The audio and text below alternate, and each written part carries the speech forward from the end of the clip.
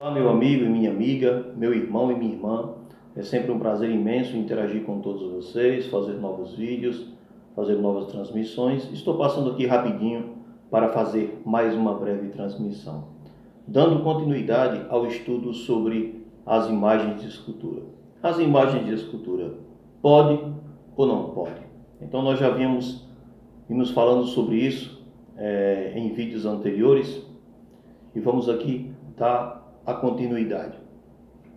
Bem, como eu estava dizendo para vocês, reforçando aqui mais uma vez, então a Igreja Católica Romana se baseia, por exemplo, na arqueologia, por exemplo, na questão das catacumbas de Roma, das imagens pintadas nas catacumbas de Roma, para dizer que os cristãos primitivos cultuavam as imagens.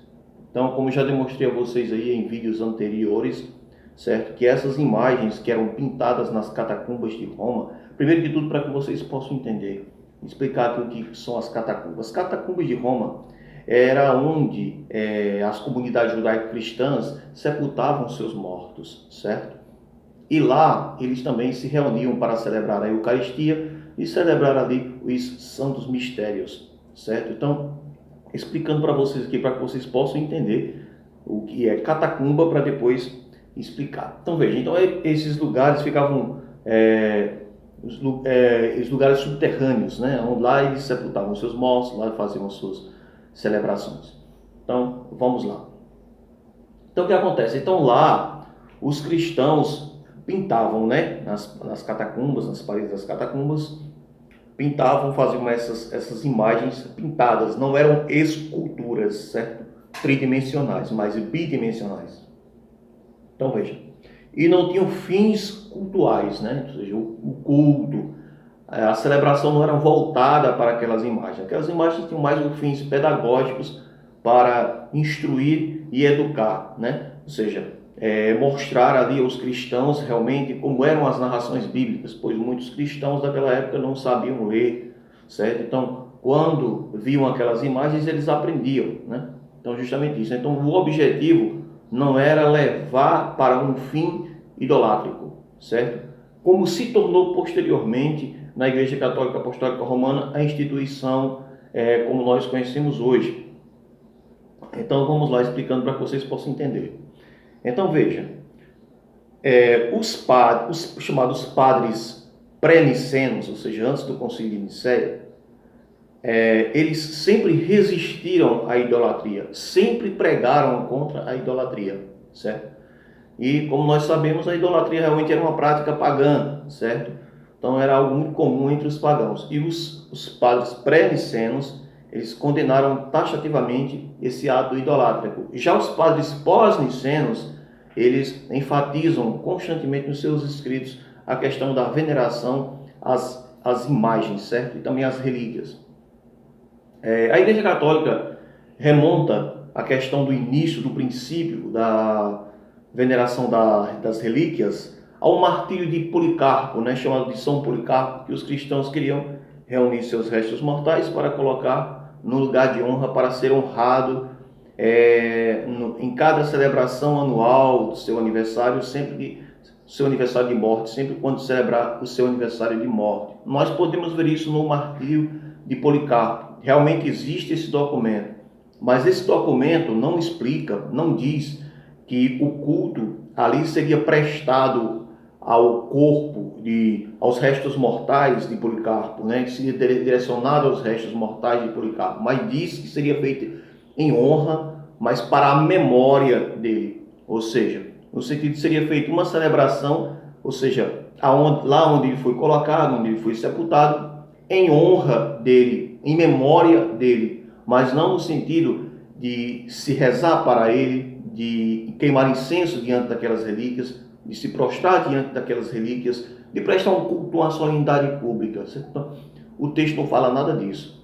Celebrar, fazer uma celebração, por exemplo, em honra, fazer uma celebração em honra de alguém, até as igrejas protestantes fazem, Por exemplo, a igreja luterana mesmo, que é uma igreja histórica, a primeira igreja da Reforma Protestante, quando chega no dia da morte de algum mártir, né, de algum cristão, ele diz: a igreja hoje celebra o martírio de Santo Irineu, a igreja hoje celebra o martírio de São Policarpo, a igreja hoje celebra o martírio de São Justino, a igreja hoje celebra o martírio de Santo Inácio. Então, lembrar a memória destes homens é uma coisa, cultuá-los é outra coisa, certo? Então, o que nós não encontramos na igreja primitiva, ali nos primórdios, no período dos pais pré-nicenos, é um culto estabelecido, ou seja, direcionado àquelas pessoas. Como nós sabemos hoje, os cultos católicos romanos, as celebrações, são direcionadas realmente às imagens. As orações são feitas a elas, as preces se queimam incenso, doam flores, canta-se louvores àquelas imagens, certo?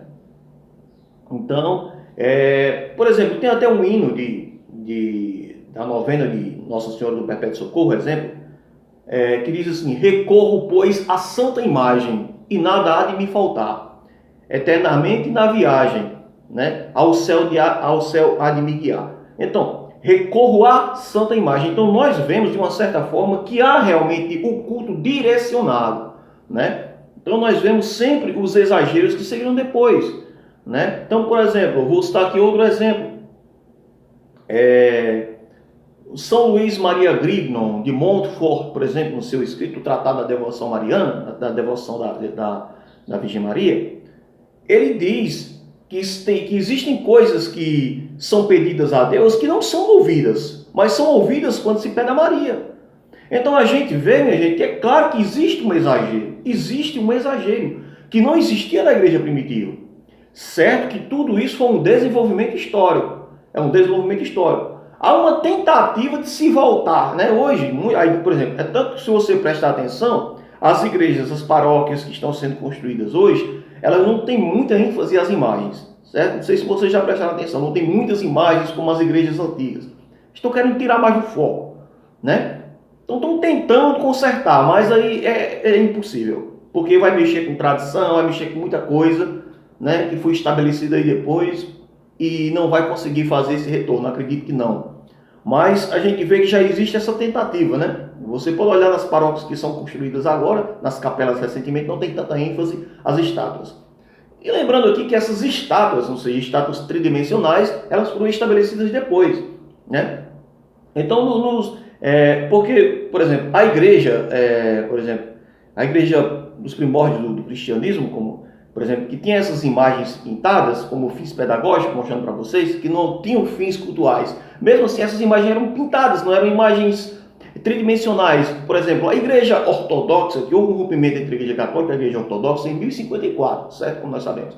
E a igreja ortodoxa, ela permaneceu com os usos de ícones, que são ícones, representações que transmitem uma imagem, ou seja, uma realidade transcendental, né? Através daquelas representações. A Igreja Católica Romana desviou muito mais do que a Igreja Ortodoxa, que acabou fazendo esculturas, contrário àquilo que a Igreja nunca aceitou, que os pais pré-nicenos sempre condenaram. Então, para vocês verem aí como foi a questão. Então, houve um desvio muito grande.